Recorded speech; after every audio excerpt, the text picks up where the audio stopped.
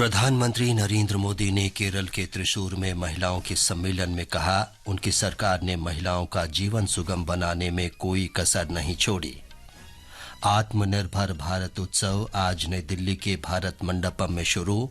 इसका उद्देश्य देश में आत्मनिर्भरता के प्रयासों को प्रदर्शित करना है। विकसित भारत संकल्प यात्रा के दौरान देश भर में 1,64,00,000 से अधिक आयुष्मान कार्ड वितरित किए गए। राष्ट्रीय कैडेट कोर के गणतंत्र दिवस शिविर में पहली बार इस वर्ष पूर्वोत्तर की 45 लड़कियों वाला एक बैंड हिस्सा लेगा। ईरान के करमान शहर में 2 बम विस्फोटों में 100 से अधिक लोग मारे गए और कई घायल।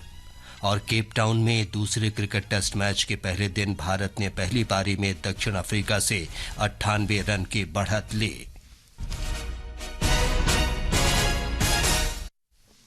समाचार संध्या के साथ मैं विमलेंदु पांडे।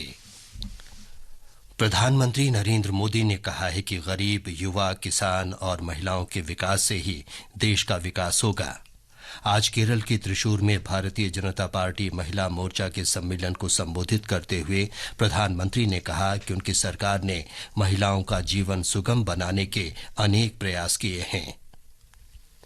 जब देश के गरीब, देश के युवा, देश के किसान और देश की महिलाओं का विकास होगा, तभी देश का विकास होगा। इसलिए बीजेपी सरकार की योजनाओं का बड़ा लाभ इन 4 जातियों को सबसे ज्यादा मिला है। प्रधानमंत्री ने कई वर्षों तक केरल में महिलाओं को बुनियादी सुविधाओं और अधिकारों से वंचित रखने के लिए वाम लोकतांत्रिक मोर्चा एलडीएफ और यूनाइटेड डेमोक्रेटिक फ्रंट यूडीएफ सरकारों की आलोचना की। उन्होंने कहा कि ये दोनों समूह आईएनडीआईए गठबंधन का हिस्सा हैं। इससे स्पष्ट है कि उनकी नीतियों या विचारधारा में कोई अंतर नहीं है। श्री मोदी ने कहा कि राष्ट्रीय जनतांत्रिक गठबंधन सरकार ने 3 तलाक की प्रथा को समाप्त करने के अलावा नारी शक्ति वंदन अधिनियम को देश का कानून बनाया। लेफ्ट और कांग्रेस ने लोकसभा और विधानसभा में महिलाओं को रिजर्वेशन देने वाला कानून बरसों तक लटकाए रखा, लेकिन मोदी ने आप सभी बहनों को आपका हक देने की गारंटी दी थी और उस गारंटी को पूरा करके दिखाया। प्रधानमंत्री ने महिलाओं का जीवन सुगम बनाने के लिए सरकार के प्रयासों की भी चर्चा की। श्री मोदी ने त्रिशूर में एक रोड शो भी किया। इससे पहले प्रधानमंत्री ने लक्षद्वीप के कवारत्ती में 1,156 करोड़ रुपए लागत की विकास परियोजनाओं का शुभारंभ और शिलान्यास किया।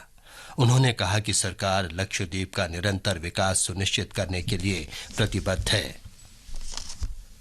प्रधानमंत्री नरेंद्र मोदी ने कहा है कि उनकी सरकार ने सभी निर्णय राष्ट्रहित को ध्यान में रखकर लिए हैं।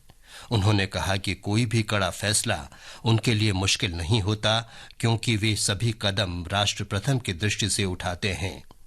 श्री मोदी ने ये बात एक समाचार पत्रिका के साथ भेंटवार्ता में कही। प्रधानमंत्री ने कहा कि मोदी की गारंटी चुनाव जीतने के लिए बनाया गया फॉर्मूला नहीं है, बल्कि ये गरीबों का विश्वास है। उन्होंने कहा कि आज विश्व में भारत का समय है। प्रधानमंत्री ने कहा कि भारत की अध्यक्षता के दौरान G20 मजबूत और अधिक उद्देश्यपूर्ण बनकर उभरा है। भारत के पड़ोसियों, विशेषकर पाकिस्तान और चीन पर प्रधानमंत्री ने कहा कि पड़ोसियों के साथ निपटने का तरीका आवश्यकता पड़ने पर रचनात्मक, सहयोगात्मक और दृढ़ रहना है। उपराष्ट्रपति जगदीप धनखड़ कल जम्मू कश्मीर के कठुआ में स्टार्टअप एक्सपो का उद्घाटन करेंगे। इसमें उत्तरी राज्यों के 25 स्टार्टअप अपने उत्पादों का प्रदर्शन करेंगे। 6 महिला उद्यमी भी इस प्रदर्शनी में हिस्सा लेंगी। प्रदर्शनी का विषय है उत्तर भारत में उभरती स्टार्टअप संभावनाएं। ये समाचार आप आकाशवाणी से सुन रहे हैं। पता है, न्याय विभाग भारत सरकार ने गरीब और जरूरतमंदों को न्याय दिलाने की प्रक्रिया को किया और भी आसान। हाँ बिल्कुल, टेलीलॉ और न्याय बंधु सेवाओं का हो गया है एकीकरण। अब चाहे टेलीलॉ के माध्यम से मुफ्त कानूनी सलाह लेनी हो या न्याय बंधु में पंजीकृत वकीलों से कोर्ट में निःशुल्क कानूनी सहायता के लिए जुड़ना हो, अब दोनों एक ही ऐप पर उपलब्ध।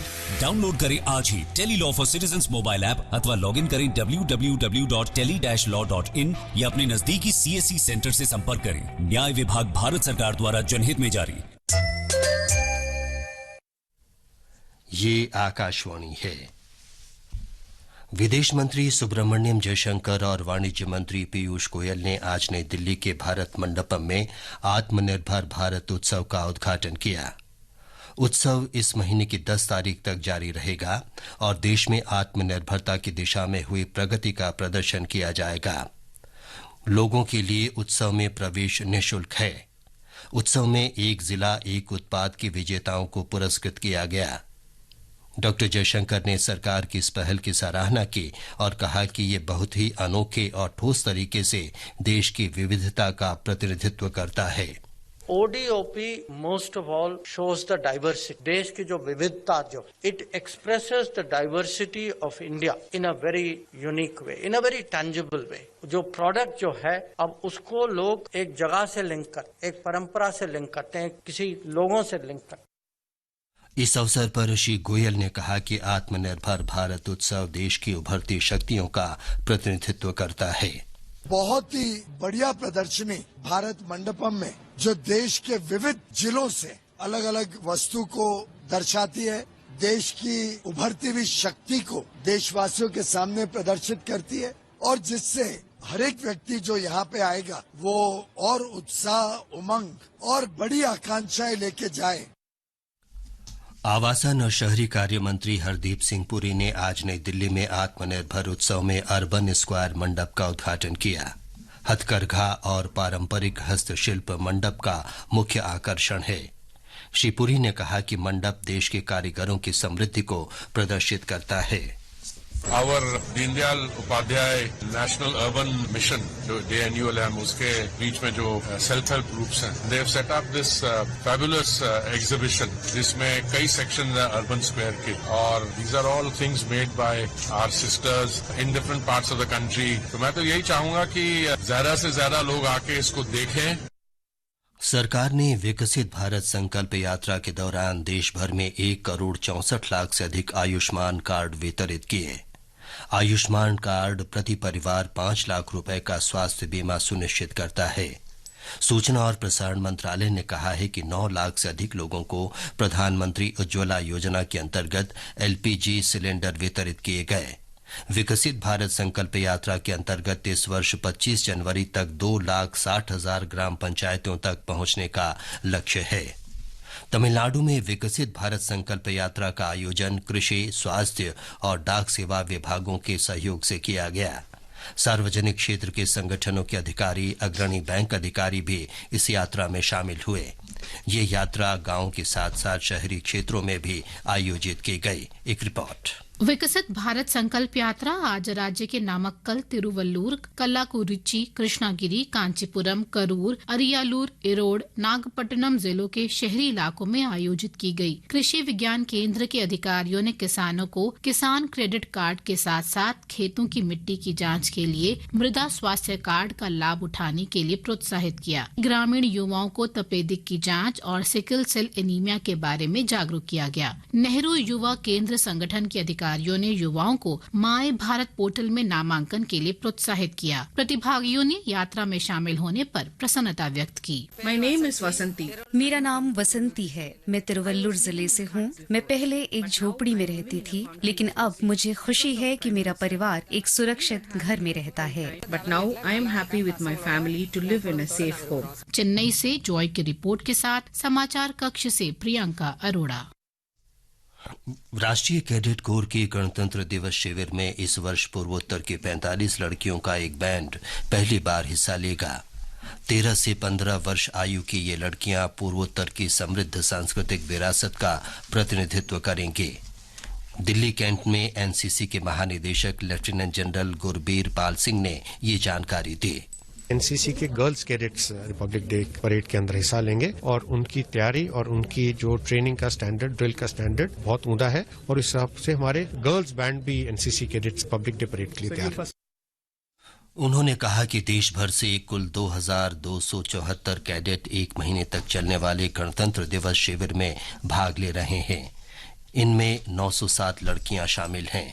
इस शिविर का उद्देश्य कैडेटों को राष्ट्र की समृद्ध परंपराओं से परिचित कराना और उनकी कार्यप्रणाली को मजबूत करना है।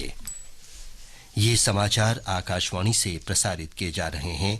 ताजा समाचार जानने के लिए आप हमारे Twitter handle @AIR News Hindi को फॉलो कर सकते हैं। ये आकाशवाणी है। ईरान में एक समारोह के दौरान 2 बम धमाकों में 100 से अधिक लोग मारे गए और कई अन्य घायल हो गए हैं।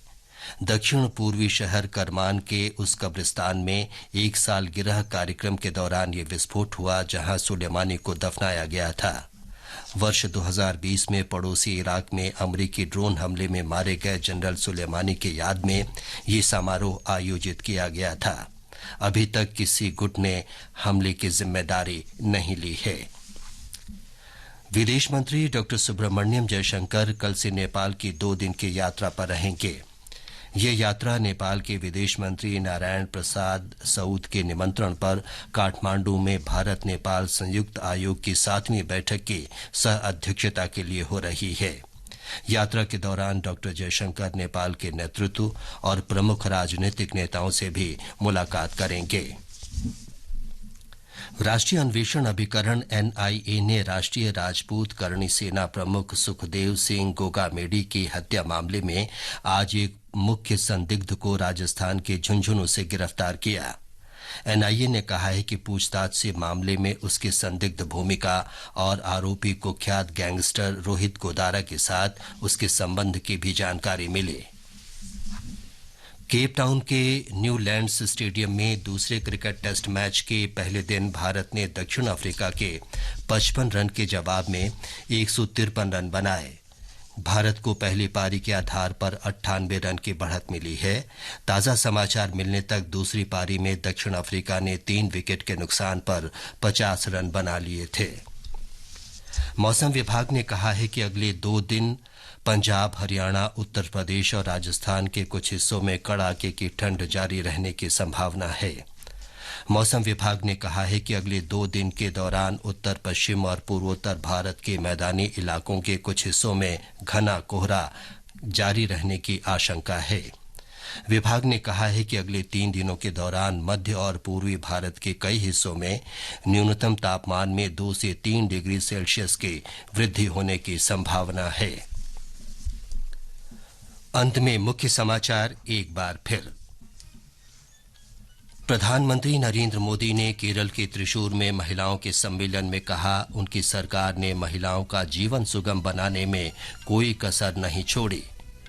आत्मनिर्भर भारत उत्सव आज नई दिल्ली के भारत मंडपम में शुरू। इसका उद्देश्य देश में आत्मनिर्भरता के प्रयासों को प्रदर्शित करना है। विकसित भारत संकल्प यात्रा के दौरान देश भर में 1,64,00,000 से अधिक आयुष्मान कार्ड वितरित किए गए। राष्ट्रीय कैडेट कोर के गणतंत्र दिवस शिविर में पहली बार इस वर्ष पूर्वोत्तर की 45 लड़कियों का एक बैंड हिस्सा लेगा। और ईरान के कामरान शहर में 2 बम विस्फोटों में 100 से अधिक लोग मारे गए। इसके साथ ही समाचार संध्या का ये अंक समाप्त हुआ। नमस्कार।